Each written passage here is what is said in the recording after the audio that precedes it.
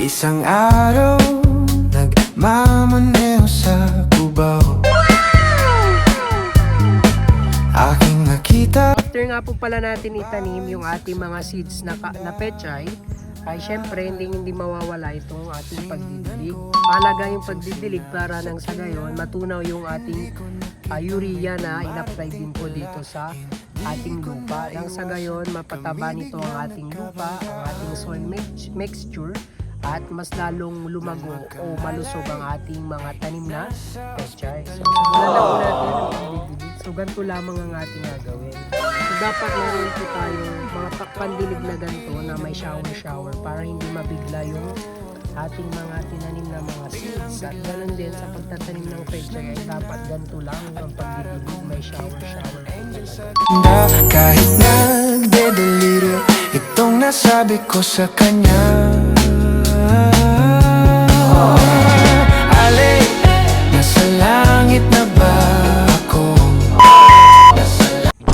Hi guys, mapagpalang araw po muli sa ating lahat. So for today's video nga po pala guys, ay tara samahan nyo nga po pala ako dito magtanim ng ating pechay. So may seeds po ako dito na binili ko sa bilihan ng mga seedlings, katulad na lamang ng talong, okra, kamatis at iba pang mga gulay. At bumili na rin po ako dito ng seeds na pechay, kaya samahan nyo nga po pala ako ngayong araw na itanim itong seeds na pechay. Nang sa gayon mas maparami pa natin yung ating mga tanim, kasi one of my favorite na gulay na itanim ay yung pechay. At kaya nga po pala ako dito bumili ng seeds ng pechay. Kung papansin nyo, napakarami yan guys na seeds, diba guys? Comment down below guys kung bakit nga ba blue yung kulay ng seeds ng pechay, diba?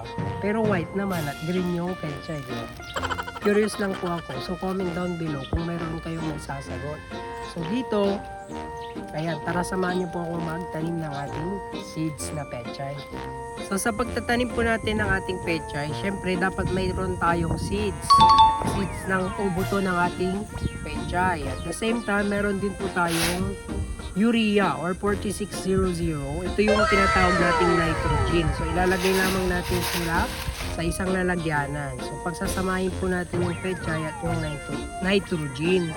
So ano nga ba yung purpose ng nitrogen? So bakit fertilizer na po agad yung gagamitin ko? Seeds pa lamang naman po ang aking tatanim. So ganito po yan. Ang purpose po ng nitrogen or 4600 ay para mapataba po yung ating soil mixture or yung lupa po na pagtataniman po natin ng seeds. So habang patubo pa lamang po yung binhi or yung seeds natin, ay mas nagiging mataba na po siya sa paglaki pa niya lang, diba? Sa paglaki pa niya lang or sa paglaki pa lang ng ating tanim na pechay ay mataba na or malusog yung kanilang mga dahon, kasi ito ay nitrogen. So pampataba na rin po ng ating lupa at the same time para mas madaling lumaki yung ating mga seedlings na pechay at pwede na natin itong may transplant. So guys, dito dapat meron po tayong malaking seedling pot na pagtataniman ng ating pechay. So ngayon ay tatanim na po natin yung ating seeds ng mga pechay po na binili ko po. Ngayon, di ba kailangan i-mixture po natin, siguraduhin po natin na malambot ang lupa na pagtataniman po natin. Pwedeng sa palanggana, pwedeng sa iba pang mga seedling pot, no, na pwede nating pagtaniman ng ating mga buto sa pagpapalaki ng mga ating mga seedlings na mga iba pang mga tanim, hindi lamang po pechay. So ganyan, dapat na-mixture ko na po ito guys at pinong-pino na yung lupa dito. Pero kung mapapansin nyo, may mga buo-buo na konti. So pinino ko lang, hindi naman siya pinong-pino. Pwede na po yan na pagtaniman ng ating pechay. So spread lamang po natin yung lupa. Ito ay may soil mixture na po. May mga kain ng, or ito na yung dating pinag-anoan ko ng kain ng baka, mga iba't iba pang mga soil mixture yung aking ginawa dito sa soil na to. So dito ihalo na po natin yung seeds ng ating pechay dito po sa urea or 4600. So siguro maglagay lamang po tayo dito ng kalahati. Yan ito. Pakikita na yung ano na po natin.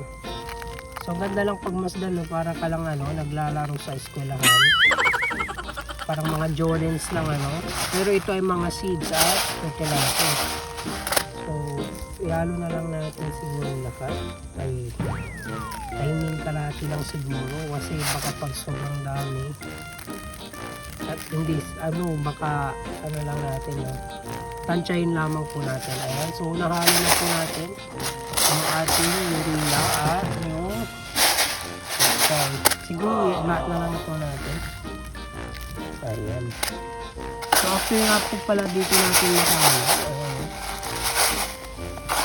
yung ating mga seeds at yung fertilizer ay ilalagay na po natin dito sa ating lupa. So ganito lamang ang para ka lang din mag-aabono. Ganito lang po guys, sundan niyo po ako. So ganito lang. After that, didiligan po natin para matunaw na agad yung fertilizer na in-apply po natin dito. Nang sa gayon, pag natunaw na po yun, hindi siya dadirect sa ugat ng ating mga seedlings. Kasi pag tunaw na po yung urea na to o yung fertilizer na in-apply natin, habang buto pa lang sila ay pinapataba niya po yung ating condition ng ating lupa. So after that, ganito lamang po ang ating gagawin. Takpan lamang po natin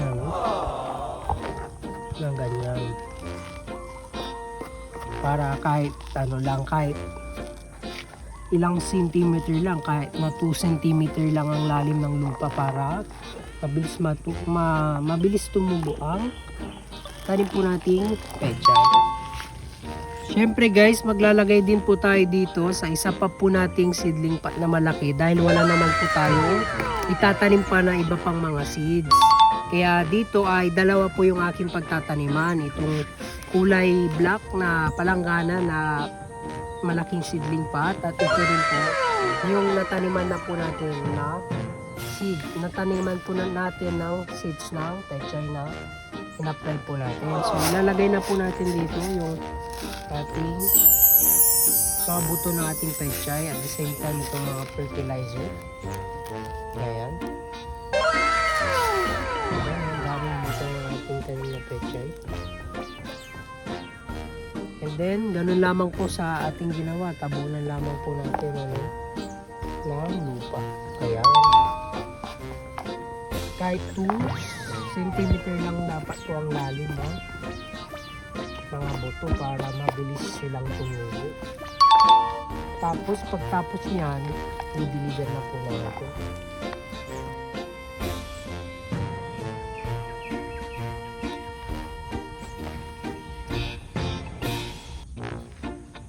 After nga po pala natin itanim yung ating mga seeds na pechay, ay syempre hindi mawawala itong ating pagdidilig. Mahalaga yung pagdidilig para nang sa gayon matunaw yung ating urea na in-apply din po dito sa ating lupa. Nang sa gayon mapataba nito ang ating lupa, ang ating soil mixture at mas lalong lumago o malusog ang ating mga tanim na pechay. So simulan na po natin ang pagdidilig. So ganito lang ang ating so dapat meron po tayong mga pandilig na ganito na may shower para hindi mabigla yung ating mga tinanim na mga seeds. At ganun din sa pagtatanim ng pechay ay dapat ganito lang ang pagdidilig, may shower po talaga. Ayan, so yan, diligin naman po natin. Ayan, so napaka-satisfying na napanoorin yung ating pagdidilig kasi yung showering ng ating pagdidilig or sprinkler na natin. So ganito talaga ang pagdidilig sa mga pechay. Bigla.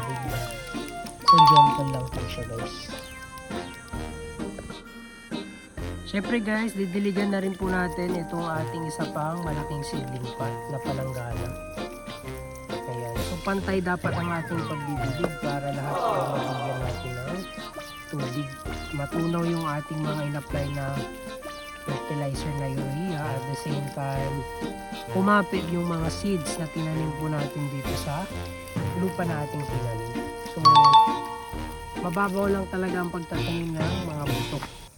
Kahit na tapon lang natin yung buto dyan kasi kusa na yung babaon sa lupa kapag ito po ating diniligan. So yun lamang po guys ang aking may babahagi sa araw na ito. I hope na mayroon kayong natutunan muli sa ating video kung paano nga ba tayo magtanim ng ating mga tanim na pechay, ng ating mga gulay. Dahil sa pagtatanim man yan, maliit o malaking area or espasyo na pagtataniman po natin ay pwedeng-pwede. As long as may tanim po tayo at mapagkukuhanan po natin ng ating mga pagkain ay okay na okay po yun. Para makatipid po tayo. Lalo na sa panahon po natin ngayon, dumaraan po tayo sa crisis. Ano ang solusyon? Siyempre magtanim na po tayo at para tayo makatipid at hanggang sa gayon maging healthy living pa po tayo. So yun lamang po ang aking may babahagi. Muli, maraming salamat po. Ito po si Buhay Bukid ni Albert na nagsasabing, life is meaningless without God. Ang buhay ng tao ay walang halaga kung hiwalay ito sa Diyos. So yun lamang, thank you and God bless us all. Pagpalain po muli tayo ng ating Panginoon.